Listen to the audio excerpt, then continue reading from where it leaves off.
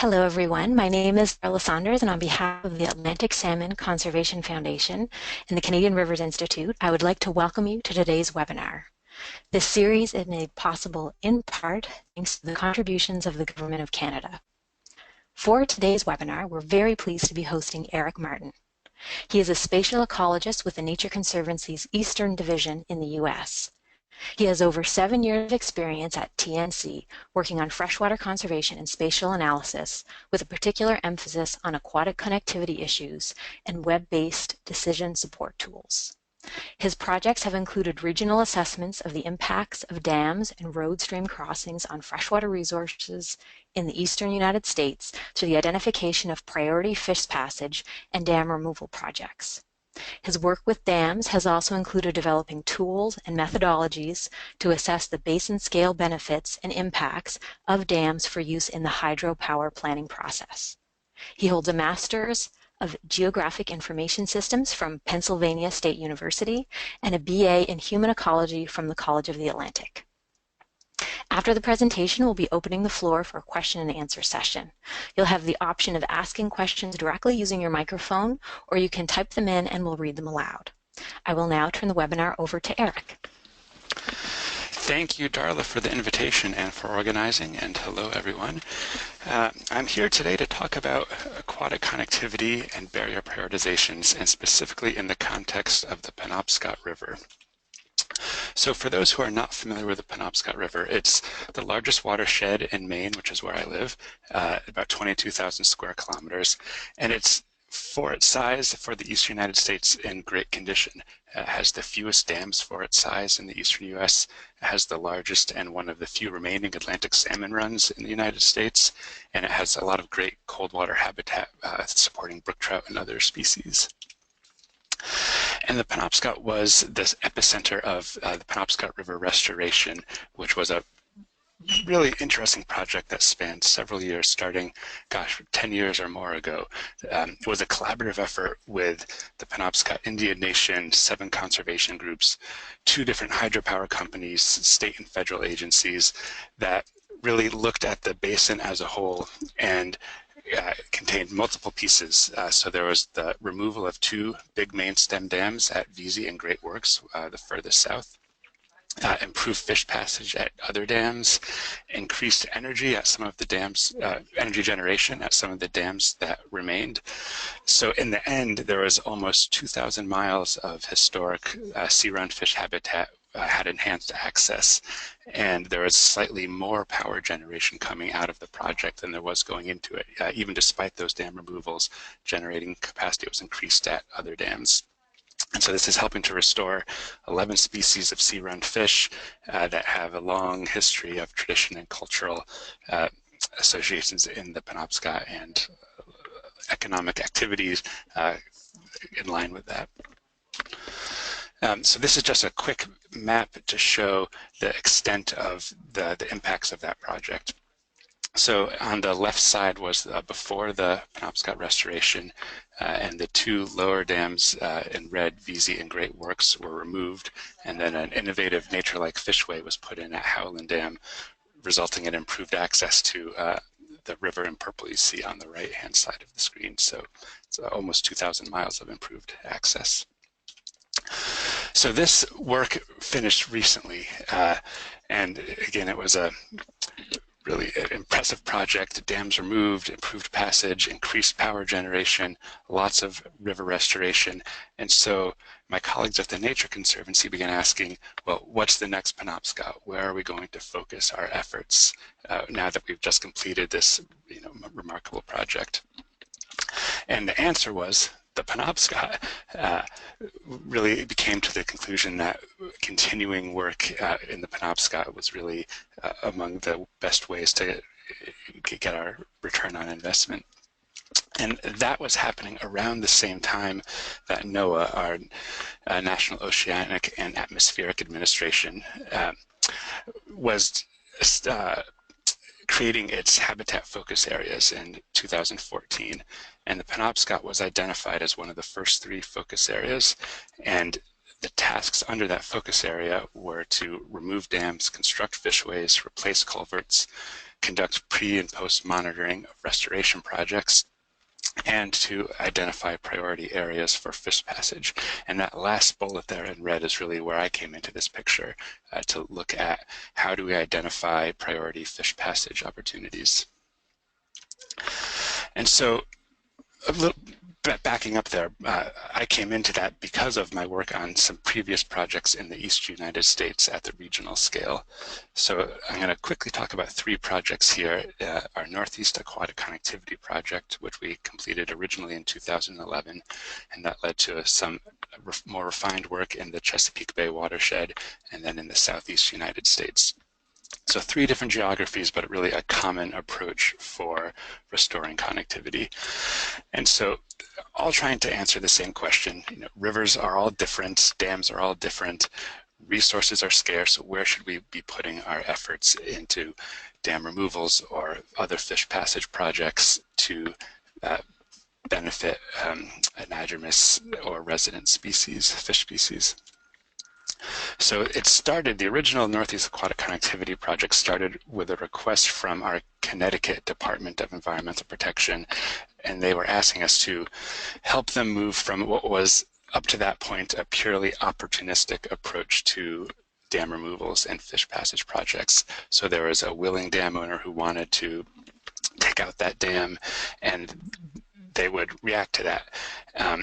And I'll say now, and I'll say it again, that any dam removal will provide benefits, and there's lots of good reasons to react to opportunities, but they wanted to get beyond that purely opportunistic approach and help move towards an ecological benefits approach to help prioritize those potential projects. So again, that led to these 3 projects, which all followed the same approach, which was to compile a database of dams for each of the respective regions, which was not a small task. And we have in the United States our national inventory of dams that's maintained by the Army Corps of Engineers, but that only captures roughly half of the dams that are on the landscape that exceed certain size thresholds. So we went through a really lengthy process to work with state agencies, other partners, to compile different data that was out there, normalize all of that, and work with it from there. We then calculated what I call ecologically relevant metrics for each of those barriers, and I'll come back to that in a second. And then from that produce tiered results, where tiered priorities, where the higher priorities have the greater potential ecological benefit if removed or bypassed through improved passage. And then importantly also, each of these included a tool that would allow users to assess dams in these cases based on different objectives at different scales. So in addition to the tiered result, which was a consensus product, and again, I'll talk more about this in a second, there's also this tool to let users modify those prioritizations based on their own objectives. So that was my background coming into this Penobscot work. So just a little bit more about the conceptual approach of these projects. So the idea is to identify dams that would provide the greatest ecological gain if removed or bypassed. So to do that, we calculated this menu or a suite of metrics for every dam. And those are things that would be important to know if you were looking at doing a removal or another passage project. So for example, how many miles of upstream habitat would be opened by the removal of a dam, which if you're looking at an anadromous species like salmon would be important to know how much habitat are you opening. And then you might want to know what's the quality of that habitat, and you can measure that by looking at impervious surface in the upstream watershed or forest cover. And you might want to know, are there anadromous species currently downstream of that dam that could move up and take advantage of that habitat? So there's any number of metrics that could be calculated depending on what your objectives of the prioritization are. So if you are interested in identifying priority barriers to benefit salmon, you might be interested in those metrics I just gave an example of. If you're looking at identifying barriers to remove to benefit brook trout, you might look at different metrics. So the idea is that we calculated this menu of metrics, and it varied, but was 40 or 50 metrics for each dam in the region in our database. But again, not all of these metrics are of equal importance. So from this menu of metrics, you can select and weight metrics to develop a prioritization scenario that meets a given project objective, like identifying priorities for salmon or for brook trout or for some other species or objective. So hypothetically, if you were looking at trying to come up with a prioritization for salmon, your highest priority would open up the most upstream habitat, and it would be within designated salmon critical habitat watersheds, which in Maine is a designation. And maybe there would be the most acreage of alewife ponds if you're doing a more generic anadromous fish scenario. So it can be a subset of the menu of metrics can be selected and then weighted to indicate their importance to develop a prioritization result. So guiding this whole process was really key. There was a work group, a stakeholder work group, and it varied in each of these different projects, including the Penobscot, but in each case included representatives from federal agencies, state agencies, other conservation organizations, universities, people who have some stake in the fish passage community. And the work group in each of these projects was really critical in terms of data collection. So working with our state agency partners to help, they would help us obtain and then review state dam databases, or working with fisheries biologists to improve and incorporate brook trout habitat data. They were also really key or important in helping us answer our key decisions. So, for example, what scenarios do we want to look at? And I've been talking about the anadromous fish scenario, or a resident fish scenario, or a brook trout scenario. So what are the objectives that we as a work group for this project want to prioritize for? And then what are the metrics that we will select and weight to represent those priorities in the analysis?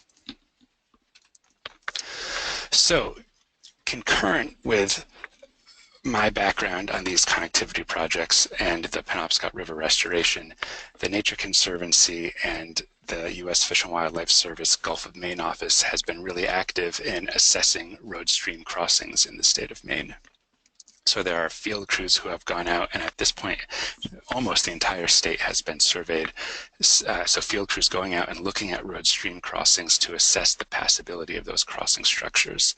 And in recent years, we've started using a consensus assessment protocol that's come out of the North Atlantic Aquatic Connectivity Collaborative, which is a common field survey form, so that as field crews are out assessing road stream crossings, are collecting common data that can be used across the North Atlantic region in the United States. So all of the pieces here that are bringing me to this prioritization tool, we have the context of the Penobscot River restoration and the interest in continuing our work in improving fish habitat in the Penobscot River watershed. We have the methods and background from our previous aquatic connectivity projects in the Northeast and the Chesapeake in the Southeast. We have all of this road stream survey data that's been collected over the last several years and covers almost the entire state. We've also got a new modular web mapping framework that we can build this tool within. This has come out of some other TNC projects. And we have funding from the NOAA Habitat Blueprint. So all of these pieces came together and led to the development of the Penobscot Habitat Blueprint barrier prioritization tool. So I'm going to walk through the pieces of this, and if we have time, I'll do a quick demonstration too. So the URL is up there, and this is a public site, so you're all free to visit it. When you first come to the tool, it's opened by clicking on the Aquatic Barrier Prioritization widget on the left there. And by default, all of the barriers come in labeled as either road stream crossings, dams, or natural barriers like waterfalls. And if you click on the Get Started button, you are brought to this menu of metrics that I was speaking of earlier. So each one of these metrics is calculated for every barrier. So for each barrier, we know how many other barriers are downstream of it. And for each barrier, we know the upstream functional network length, which is just our fancy lingo for saying upstream habitat, how many miles of habitat would be opened by removing a barrier. The metrics are all grouped here for logical organization. They're not part of the analysis. So the idea is that you can select metrics by assigning weights to them. They're relative weights, so they sum up to 100. So if really all you care about is the how much upstream habitat would you open up, you can assign 100% of your weight, and then the top priorities would be those that open up the most upstream habitat. I want to say too, I recognize that not all of these metric names are immediately intuitive. You easily might say, what's the absolute gain, or what's upstream functional network? So each of these is a link, and if you click on the metric name, it brings up just a simple slide that describes what that metric is representing and what the unit is, and so on. So I'm just going to step through, I won't go through all of the individual metrics, but just to give you a sense for what these different groupings are in the Penobscot tool. So our network metrics are assessing the position of a barrier within a river network in the context of other barriers. So again, how much upstream habitat could be opened by the removal of a barrier? How many other barriers are downstream? Are there natural barriers downstream? So if there's a waterfall downstream of a given barrier, that you might not want to do a fish passage project if you're looking at salmon or another sea-run fish. Our brook trout metrics are specific metrics that are assessing brook trout habitat in the Penobscot watershed. And these are all coming from data that we worked with our main inland fisheries and wildlife folks to derive. Our sea-run fish metrics are for non-salmon anadromous fish. So how much alewife pond habitat, alewife spawning pond habitat is upstream of a given barrier. So if you're looking to restore alewife runs in Maine and the Penobscot, spawning ponds are an important component of alewife habitat. So we can look at what's the summed upstream alewife pond acreage. Our geophysical metrics are looking at the position of a barrier relevant or relative to relevant geophysical features. So is it in an area with aquifer or coarse sediments, and this is looking at cold water habitat, or is it a calcareous geology? Our salmon metrics are specific to salmon, and they include a critical habitat designation, our Department of Marine Resources priority watersheds, and then the sum of habitat units and par productivity, which has come out of a salmon habitat model that the Fish and Wildlife Service Gulf of Maine office developed. And then finally, invasive species. So one of the downsides to barrier removal can be increasing access for invasive species or species of management concern. So these metrics look at the potential of a given barrier to be limiting the spread of invasive species. So again, the most simple analysis here would be assigning all of the weight to a single metric. So if all we care about is how much habitat would be opened up by a barrier removal, we can put 100% of our weight on that metric. You'll see that you get a running tally as you enter those values. And then you'd get a result. And so now the warm colors are the high priorities. Each color is a tier, so they're 5% results. So the processing of the prioritization is a very simple weighted ranking approach, and that results in a sequential rank of the #1 barrier and the #2 barrier and down the line. Recognizing that in a GIS, the precision with which you can calculate these metrics is probably greater than the ecological difference, meaning if one barrier opens up 541 kilometers and another barrier opens up 542 kilometers of habitat, they're not that different from an ecological perspective. So what we've done is just chunk up those sequential results into 5% bins and call them tiers. So our warm colors are the top tiers, high priorities, and the cool colors are the low priorities. So again, this is just looking at a single metric, the upstream network length, or how much habitat would be opened, how much river miles would be opened by the removal of one of these barriers.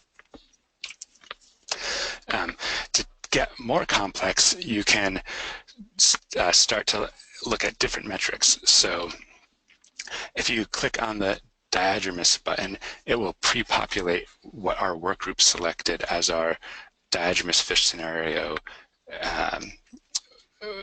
weights. So the 100 points are spread across different metrics. If you click through the tabs, you'll see that they do in fact add up to 100. And then, so clicking that diagrams button and running it will produce our consensus anadromous fish scenario prioritization. You can also start to filter out the analysis. So working just within a given geography, be it a subwatershed or a county or a town, and run a prioritization just within that geography. There's functionality to model the removal of barriers. So if this is selected, and what I've done here, you can click and select barriers for removal, and that can be useful to assess the potential impact of a proposed project on surrounding priorities. So if I remove these barriers, do these barriers become higher priorities? You can also use it to assess barriers in a series. So if you have 3 barriers or 2 barriers in a row and you're going to act on all of them, you can select those and better assess the priorities of that project. And also, kind of more simply, I'm always quick to acknowledge the potential for data errors. And so if you're working in this and you realize, oh, there's that dam actually was breached 20 years ago and it's not a barrier, you can remove that and then run the analysis as if that barrier doesn't exist. And then finally, there's some functionality to calculate summary statistics and assess, be it counties or towns or regions and clusters of priorities within those geographies. So again, run that, and the time it takes to run varies a little bit depending on the metrics and some of the other parameters, but generally 15 seconds to 30 seconds. And you get, again, always the same color ramp of the warm colors are the high priorities and the cool colors are the lower priorities. Those are linked to a table, so you can click on a barrier and it'll go to the table, and conversely click on a row in the table and go to that barrier. You can download the results as an Excel file and download your input parameters, so you can have a record of what metrics were used. Did you use a filter on a geography or select barriers for removal, and have a record of all of that. There's also, so I mentioned earlier that this barrier prioritization application is sitting within a really dynamic and modular web mapping framework that the Nature Conservancy developed out of it's actually our global marine team. And so there's some nice functionality within this framework, including, I've highlighted here, the split view. So that lets you split the screen and have 2 totally separate instances of the application, which is a really nice way to assess different objectives or revising weights. So here, just for the sake of argument, on the left we have our upstream network length metric. So the warm colors on the left side are those barriers that open up the most upstream habitat. On the right side is looking at the number of downstream barriers. So the first barrier up from the oceans is the highest priority, and as you move further up, the barriers become lower priorities. Again, that's just for the sake of argument to illustrate that you can run different scenarios within the 2 map panes.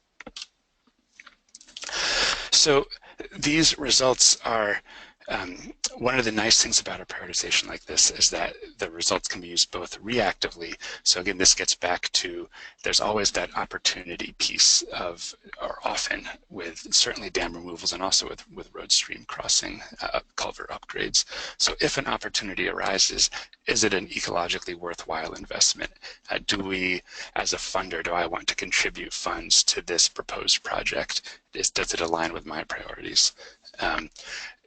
You could also use the results proactively. So if I'm working at the Nature Conservancy and doing field work and trying to identify a next dam removal project, you can run a prioritization like this, look at the high priority results, and start to then take those and identify a potential project. So now that leads me really nicely into what I always call the most important slide of the presentation, is that it's really tempting to take a prioritization result like this and think of it as the answer, and it's very much not. It's a screening level tool, and it really explicitly does not incorporate social, economic, feasibility factors, really important things that are hard to get at in a regional GIS, but would make or break actually doing a project on the ground. So it's very much not a replacement for site-specific knowledge or field work, and certainly doesn't incorporate every aspect of ecological benefit. So it's the best available data to help inform decision making on the ground. And I had a colleague who said, decision support tool with support in italics. It's really meant to help that process. So that's about the end of the Penobscot work, but before I do a demo, I just wanted to mention that we've also recently completed a new version of our original Northeast Aquatic Connectivity project, which we did in 2011. So this covers Maine to Virginia. Originally, we just looked at dams, and now we've also brought in road stream crossings into the analysis. And this was done under the umbrella of the North Atlantic Aquatic Connectivity Collaborative, which received funding from the Fish and Wildlife Service via the North Atlantic Landscape Conservation Cooperative. And one interesting piece of this is that we also brought in degrees of passability, which is an imprecise science, but trying to get at road stream crossings there's many shades of gray between a complete barrier, and sometimes under certain flow conditions for certain species, a crossing might be a barrier, but for other species or other times of year, it's not a barrier. So we brought in this idea of degrees of passability into the analysis in the Northeast. I put the URL up there if you're interested in visiting that site. Okay, so I think before questions, I will go ahead and do a quick demo here, just so you can see the tool. Okay, so again, the URL is up there if you're interested to write that down. If I start by clicking on the barrier prioritization app in the left there, and then get started. So again, by default, I've got my unprioritized crossings and dams and natural barriers, and you can click on any of these and query all of the various metrics. So we know that it's a crossing, it's a potential barrier, and then all of these various metrics, we can get the values. So it's a really nice, just simply as a database of ecologically relevant metrics for all of these barriers. And then I'll just do a simple analysis here where I can put 50% of my weight on the upstream network length, and I'll put 50% on the number of downstream barriers. So this would be a really simple sea-run fish kind of prioritization. So we're prioritizing those barriers that would open up the most habitat and that have few barriers below them. If I click submit here, it'll give me a little status, so it lets you know that it's actually working. And again, the time it takes to run varies a little bit. As you add more metrics, it takes longer. If you do a barrier removal, it takes longer.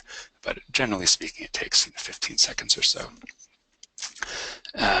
So here are our results, and you can, as I said, click on a row and zoom to that barrier.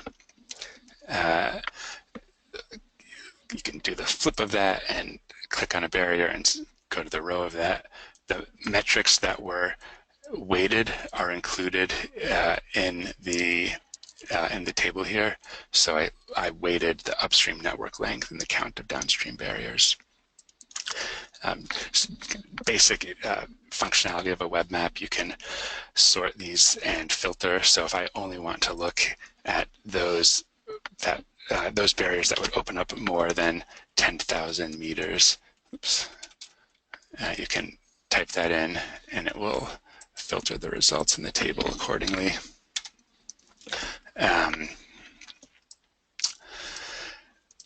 If I go back to my input screen, I'll just, for the sake of argument, show how you can run a filter.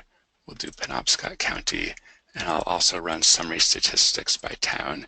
So we can look at, try to identify, are there towns that have a lot of high priorities within them? And when the results are loaded, it will automatically flip to the results screen.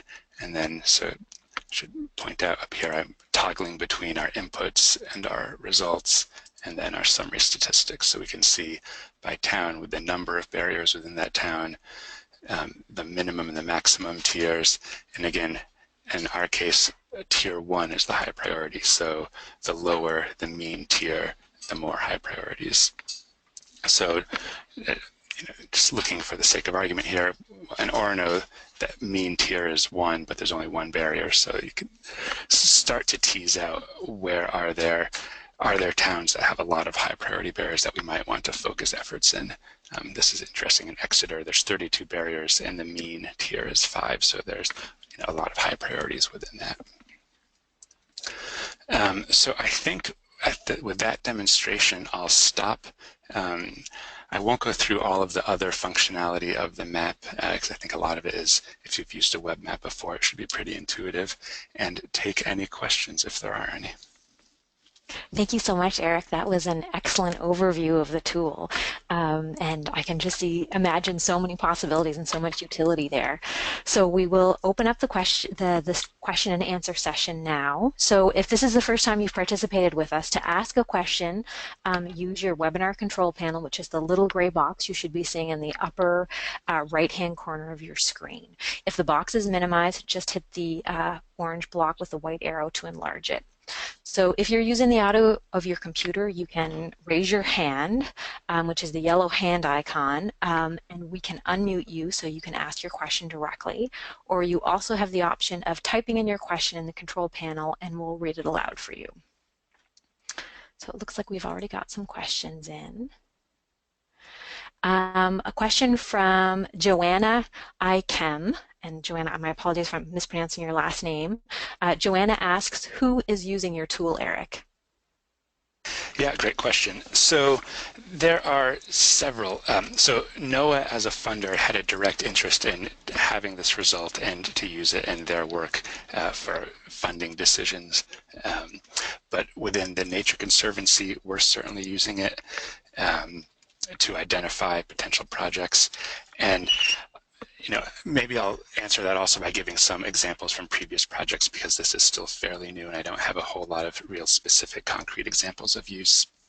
But in our Chesapeake project, for example, it's being used to, in addition to, so Jim Thompson, who's the fish passage coordinator for Maryland Department of Natural Resources, is who I think of as a classic user of, it's his job to identify fish passage priorities and is a project manager for dam removals.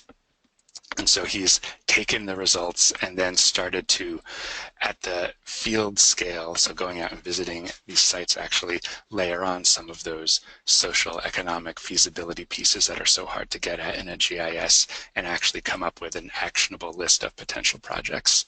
Kind of on the flip side of that, American Rivers is a user, and certainly in the Chesapeake, and I know also in the Northeast tool, for they're in a position of allocating funds. So they are approached by, be it a watershed group or a land trust or whoever it might be, who's trying to put together a dam removal or other passage project, and they can when American Rivers is approached by these groups, they can look at those results and say, is it aligning with my priorities? So again, I think specific to the Penobscot, NOAA, the Nature Conservancy, Maine Rivers are users currently, but I think there are several potential uses, including some that are outside those examples I just gave, such as outreach. I know in the Chesapeake they've really used it as a outreach tool with dam owners. So if there might be a hesitant dam owner who's on the fence about whether or not they should remove this dam, it can be useful to show them, in the context of this whole region, the dam that's in your back stream there is a really important barrier, and if we can address that, it can have make a big impact on helping these species. So I'll stop there. Thank you, Erik. A couple more questions have come in. The first from Carol Godin. She asks, I have two questions. Curious to know the criteria questions included in the road stream crossing data collection form. How can we have access to this form? Yep, so that is easy. If you go to, let's see if I get it right, streamcontinuity.org is the page for the North Atlantic Aquatic Connectivity Collaborative. And it won't take long if you poke around here to find the worksheet. And if you're not able to, feel free to send me an email. Here we go, common protocols. So dig around on this site, and if you're not able to find it, feel free to shoot me an email, and I can connect you with the right folks to help. Thank you. Her second question is, when developing the data collection form, are you considering the various fish sizes? That is a good question. So the data form is really focused on the physical aspects of the crossing. So is there a scour pool? Is the culvert perched? Is there on the debris blocking it? So there are physical things that can be measured within 15 or 20 minutes on a field visit by a lay technician. So a trained volunteer is kind of our target surveyor. So that process doesn't result in a passability score, if you will, for any given species. It's just the physical parameters, dimensions of the culvert. From that, there are, we're at this page here. So this scoring for passability is then taking those physical parameters and saying, there's two approaches. There's the course screen, so is there full passage, reduced passage, or no passage? And then there's also a separate, more quantitative passability algorithm that gives us a numerical score here. And if you look in our new Northeast tool, you'll see these categories. So those are based on numerical scores that come out of and I won't, you can look at this PDF here, but all of these different physical aspects are given a score based on, is there a perch height, or what's the water depth, inlet grade, and so on. Thank you. The next question comes from Pat Newsey. How do you decide on the weightings for each metric? Have you determined a consistent weighting regime, or does it change depending on funders? That is a great question. And I would say, yes and yes. So it can change depending on funders, but more than funders, it's what's the objective of that funder. So if the objective is anadromous species, again, you'll have a different weights than you will for brook trout. And so depending on the funder's objectives, they might change. And we also, given that we've done this now 3 or 4 times, there's definitely some consistency. But that said, it's really, I think of it, there's no magic formula, and it is subjective, because an objective, an objective like anadromous fish, and there's no literature to support how important, or there's very little literature, I should say, to support to what extent a specific metric is important for, say, an anadromous species. So I think of it as an iterative process. So put out a straw man. I think for anadromous fish, we should use these 5 metrics and distribute the weights like this. Run that, look at those draft results, sit around a table with people who are familiar with the region, with the geography, and that this happens every time. Well, how come Holyoke Dam is a low priority? That should be the top priority. And so then we look at it and we go back and say, well, either maybe there's a data error, or we need to be putting more weight on, really what's driving us is how much habitat is it opening. So I think of it as an iterative process to calibrate draft results to known priorities, because I would never be so presumptuous as to say that my prioritization coming out of a regional GIS analysis would trump what a fish passage coordinator on the ground knows to be the priorities. So I try to calibrate these results to those priorities. Thank you. The next question comes from Bruce Walker, or rather it's a comment. He writes, just a comment, it looks like a very useful tool, quite impressive. Its true usefulness will depend on having lots of good field data. I mean, absolutely. Garbage in, garbage out, right? So I think the more refined the input data is, the better the tool and the results will be. The next question comes from Michael Hunka. He says, hi, Erik. I was wondering if you could discuss the time and resources that went into developing the web mapping framework and the list of metrics. We are currently looking at developing a system similar to the web mapping framework that would support the prioritization of stream crossing restoration projects with a focus on whole watershed restoration at the HUC 8 scale. Yeah, so there's, I guess, a couple answers to that. So this framework, so if you ignore my little aquatic barrier prioritization app within the framework, was developed, as I mentioned, by our global marine team working with a contractor. So when I click on that split view, I didn't do anything to program that. And there are other templates that can be used. And in fact, if I go to, I mentioned my Chesapeake tool. So I developed this a couple years ago in a different web mapping framework, but it's the same idea of taking a framework and then focusing development efforts within the specific piece that's relevant to the analysis. And I'll say too, I mean, I can only answer based on my experience. So I developed this Chesapeake tool first in a different language, but even though it's a different language, so this was done in Flash and this is now in JavaScript, a lot of the concepts and pieces directly translate. So while this screen looks a little bit different, the idea of I'm entering values and sending those values to the server, which is doing the processing, and then getting a result.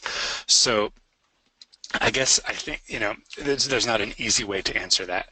So the web map interface, I think, would totally depend on, are you a developer, are you working with a contractor who's going to do the web map development, or do you have an interest in learning that, and how much time do you want to put into it, and so on.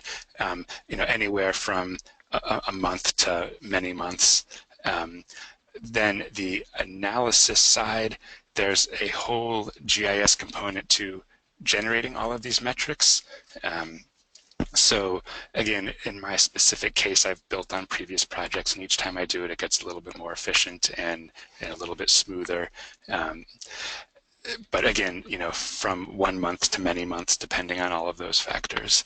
And then there's the piece of setting up all of the server architecture in the background and taking the prioritization piece and exposing that as a geoprocessing service in the ArcGIS lingo, and then connecting that to the web map.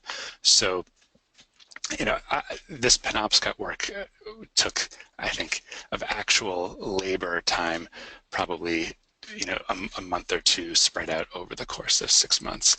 But that was very much reduced by the fact that I'd done similar projects in the past. Thank you. The next question comes from Rick Simpson. He says, wow, the application of this seems wide. I can see it being applied in the Columbia snake system where dams predominate. over 400, some dating to the 1850s, specifically within the trans-boundary Canadian tributaries of the Columbia River, for example, the Okanagan, Kettle, and Canadian Columbia River. I'll look into the ease of application here. Thank you. Could you please talk about funding for the Penobscot work? I like the proactive, reactive, opportunistic options, very entrepreneurial. Yeah, well, thank you for those comments. So our funding came for the Penobscot work was directly from NOAA as part of the Habitat Blueprint process. So NOAA designated the Penobscot River as one of their habitat focus areas, and as a focus area they have their punch list of priorities, including funding on the ground work, and one of those pieces is identifying future projects or identifying potential projects. And so it was under that guise that they gave us a grant to do this project. Likewise, the other projects I've mentioned in the Northeast and the Chesapeake in the Southeast were all funded by various agencies, Fish and Wildlife Service, via the North Atlantic Landscape Conservation Cooperative and the South Atlantic Landscape Conservation Cooperative. And in the case of the Chesapeake was also NOAA funding. Thank you. We have another question from Carol Godin. In Eastern Canada, there are numerous organizations, groups that are interested in conducting road stream crossing assessment, while some times not talking to each other. In your experience, how can we ensure that we are collecting the same criteria when these organizations don't always have the same objectives, goals? That's a great question. So my colleague, Jesse Levine, who is part of the North Atlantic Aquatic Connectivity Collaborative, the streamcontinuity.org webpage with me, was more involved in the development of the stream crossing protocol than I was. And actually, she works for the Nature Conservancy and is based out of Montreal. And she was in Moncton recently to give at a road stream crossing a workshop of some sort, and I wasn't there, don't know all the details, but I know she presented this work, the North Atlantic Aquatic Connectivity Collaborative, at that meeting. So I guess that all said, there's no easy answer to that. And I think in the case of the North Atlantic Aquatic Connectivity Collaborative, we had money to get off the ground, and I think importantly, so that money was from the Fish and Wildlife Service, North Atlantic LCC, and we actually had some additional money from Hurricane Sandy relief funds from the LCC. And importantly, an explicit objective of that grant was to develop a network of people working together. So it was important to our funders that one of the outcomes of the work be that when this grant is over, there's this network in place. And there are pieces to support that network. So there's a regional database. And so there's an advantage to, if I'm a watershed group in Maryland and I'm out collecting data, if I use the form from the North Atlantic Aquatic Connectivity Collaborative, first, not only has a lot of thought gone into that form, and I know that it's the data that will be collected will be useful. I also know that if I've collected using this form and I've gone through this pretty straightforward training to do so, that I can feed my data up into the regional database, and then if I do that, all of the scoring for passability is done automatically within the database. So there's some incentives for users to want to participate. There's some value added for them, and then I can go and I can download that and use it. So, again, I think there's not a simple answer, but having that explicit objective of having a network of people and funding to have workshops and get people together and do webinars was a really big piece. And then that there was some incentives, some concrete incentives for people to want to participate, I think is also important. Thank you. The next question comes from Rick Simpson again. He asks, how much was the NOAA contribution in US dollars and over what time frame? What other funders were contributors and how much? So I'd have to go, I'm not the budget person on this, so I'd have to go and look, but I can say The grant was 3 years. The grant included, so my piece of developing this tool was one task under the grant from NOAA to the Nature Conservancy that also funded actual on-the-ground restoration, culvert upgrades, and some other work too. It's on the order of tens of thousands, not hundreds of thousands, for the development of the web map. William Daniels asks, who is organizing and what is involved in training of volunteers to assess culverts for fish passage in terms of time and resources? So under the North Atlantic Aquatic Connectivity Collaborative, there is, so anyone can go and download the survey form, but if you want to have that loaded into the regional database, there's a system of training. So each geography, so usually it's each state has a coordinator, and that person would, so if I'm coming in and I want to be trained on that or want to use the form and put my data into the database, there's like a day-long in the field training. So you go out with someone who's done it before and learn from them all of the foibles of assessing culverts, which is actually, there's lots of shades of gray and strange things that you see out there. And then there's like a little online quiz kind of. So there's some data quality procedures to ensure that the data that's being collected meets a standard for being brought into the database. And through the NAACC, there are trainers who have and will continue to travel different places to help train folks for this. So Scott Jackson is at the University of Massachusetts, has done a lot of this. Alex Abbott, who's with the Fish and Wildlife Service here in Maine, has done trainings. And so I know in the Southeast US, there's been interest in adopting this protocol, and so Scott's going down to Florida in January, which sounds like a hardship, to do a training there, and do it for a 2-day kind of thing where they'll go out, do a bunch of field visits, go through the form, and then those people will be trained and kind of have the keys to upload their data into the database. Excellent. Thank you so much. I think that was the last of our questions. So a huge thank you to Erik. That was an excellent presentation and a terrific question and answer session. We really appreciate you presenting today. Great. Well, thank you very much. I appreciate the opportunity. So to all of our participants, the next webinar in English will be on November 9th, and we'll be hosting Janina Gray of Salmon and Trout Conservation in the United Kingdom. The French presentation that had been scheduled for later on this month, on October 26th, with Steve Dugdale of the University of Birmingham about remote sensing of river environments, has been postponed until March, and I'm going to be sending a note out about that shortly. Registration and a listing of webinars is available on the Atlantic Salmon Conservation Foundation and the Canadian River Institute websites. So thank you to everyone for participating, and we hope you'll all join us again very soon. Thank you.